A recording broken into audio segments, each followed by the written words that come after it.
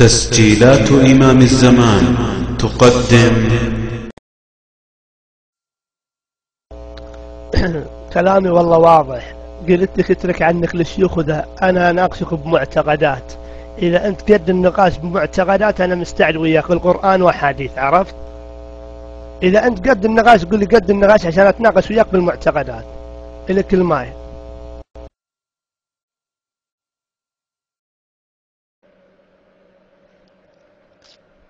طيب ايش رايك في القرآن؟ ايش رايك في القرآن؟ خلينا نشوف معتقدك في القرآن. ما رأيك بالقرآن؟ ها بعد تقول لي مو معتقد، اكبر معتقد هذا انا عندي. بعطيك المايك، سوف اناقشك في القرآن. معتقدنا احنا عندنا القرآن، اناقشك في القرآن، ما اعرف الا القرآن. تفضل لك المايك، تفضل. في صوت؟ ما ادري اللي ساعة حط رقم واحد، ما ادري يجيك رقم واحد ولا لا؟ في صوت؟ طيب ناقشني بالقرآن، يلا هذا الكلام السليم. كتابنا وكتابكم بالقرآن ليس فيه لا تحريف ولا نقصان. إلك ما يكون ناقشني بالقرآن الحين. طيب بسم الله والحمد لله والصلاة والسلام على نبينا محمد وعلى آله وصحبه وسلم تسليما كثيرا. حياكم الله وبياكم اخواني واخواتي من اهل السنة والجماعة. نأتي ونناقش هذا المدعو المهدي، وارجو ان يكون هناك تسجيل حتى نرجع لكلامي وكلامه ان تهربت منه او تهرب منه. نناقش الضيف المهدي في عقيدة القرآن. نجد بارك الله فيك في اوائل مقالات الشيخ المفيد. تعرف الشيخ المفيد ولا ما تعرفه؟ الشيخ المفيد براسه يقول في اوائل مقالات الشيخ المفيد صفحة 15: القول في تأليف القرآن وما ذكر قوم من الزيادة فيه والنقصان. أقول إن الأخبار قد جاءت مستفيضة عن أئمة الهدى من آل محمد بين قوسين صاد باختلاف القرآن وما أحدثه بعض الظالمين فيه من الحذف والنقصان.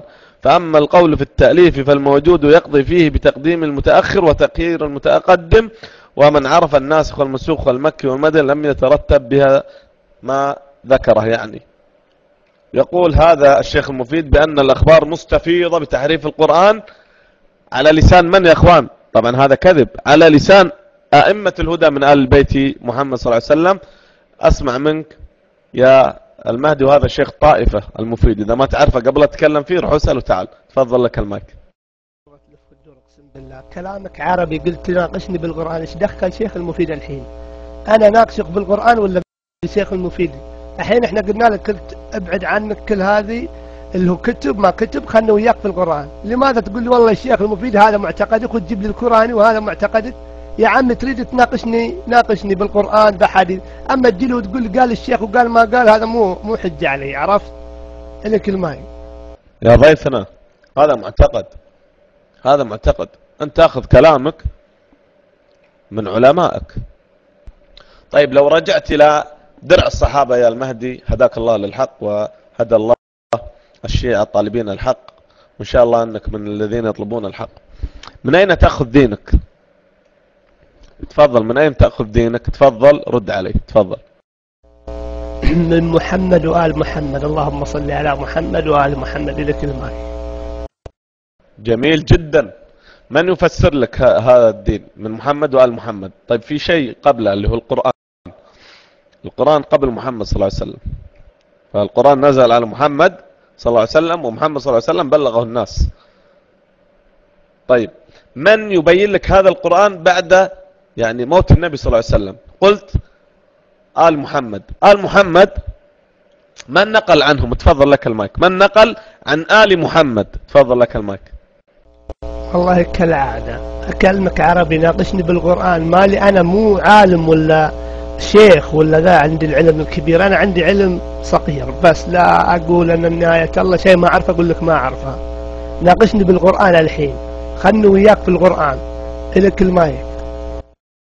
طيب ها الحين أنا في صلب الموضوع، أنا في القرآن ولم أخرج عن القرآن قيد أنمل يا المهدي هداك الله الحق. يا شيعة يا منصفين يا من تجلسون تستمعون، هل خرجت أنا يا أهل السنة؟ هل خرجت أنا من الموضوع؟ أنا هل خرجت من موضوعي؟ أقول له من ينقل تفسير القرآن وعلم القرآن من محمد صلى الله عليه وسلم وآل بيته؟ يعني اللي وصلك يوصل لك هذا القرآن وتفسيره ومعناه من هم من أئمة الهدى من آل محمد صلى الله عليه وسلم؟ تفضل لك المايك. يا عمي قلت لك أنا موني شيخ ولاني عالم، لا تقول لي ما ذاك وذاك، ناقشني بالقرآن ادخل على طول، لا تقول لي من جاب لك ومن ما جاب لك. زين أخوي، ما تبي قول لي والله ما أبيك، أنا لابد ألف وأدور وياك كالمعتاد عشان نطلعكم كذابين كعادتكم يعني. لك المال. يعني الحين أنا لو أجيب لي يا ضيفنا هندي فهم علي، أنت وراك ما تستقبل ولا ترسل.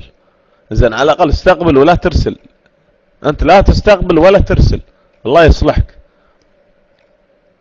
ركز معي شوي. أنت قلت ما أنت عالم ولا أنا عالم. أنت قلت القرآن والدين نأخذهم من محمد صلى الله عليه وسلم وآل بيته الطاهرين رضي الله عنهم وارضاهم. فالأمر هذا اللي يقوله لك يعني بالعربي، اللي وصل لك هذا القرآن وتفسيره والعلم هذا من القرآن اللي عندك منه شوي، من؟ يعني قول لي بالعربي، قول لي العلماء، قول لي علمائي هم اللي وصلوا لي كذا. تفضل لك المايك. يعني بعد أغششك في الإجابة، ما اللي وصل لك هذا العلم القليل اللي عندك؟ قول لي علمائي. تفضل.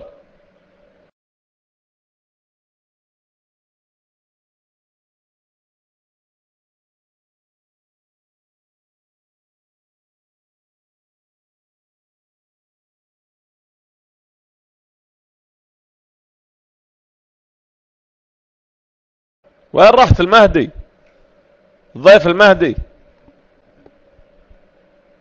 درهم. لحظة بارك الله فيك، أنا في نقاش الآن.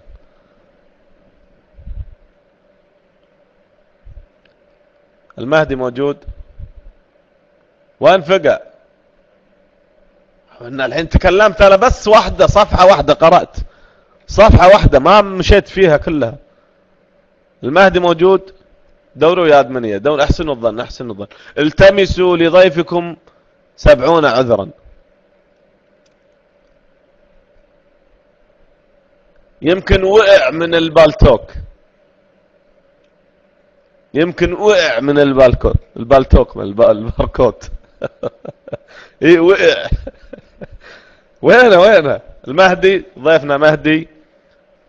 يا ضيف المهدي، يا شيعة، يا منصفين، يا من يوجد في الغرفة من الشيعة والأخوان والأخوات من الشيعة المحترمين المؤدبين الطالبين للحق، الله يبقيك يا سيد مصر. هل قلت أنا شيء في هذا الأمر؟ هل خرجت خارج القرآن؟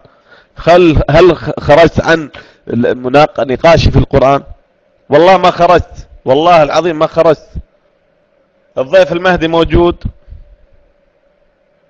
أنا ما أخذ على قد عقله يا لايت، أنا ما قلت له شيء. هو قال لي ناخذ من محمد صلى الله عليه وسلم وآل محمد. طيب محمد صلى الله عليه وسلم وعلى آله بيته الأطهار رضي الله عنهم وارضاهم، هذا العلم من نقل عنهم؟ يقول لي لا تحتج علي بالكوراني والفالي. طيب ليه مصعد المنبر؟ هذا له اتباع، له ناس يؤيدونه.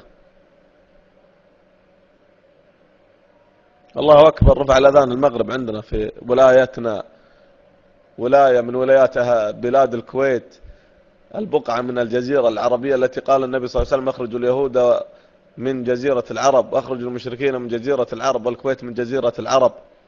وولايتنا أم الهيمان .com هونولولو every time رفع الأذان المغربي فيها. بارك الله فيكم.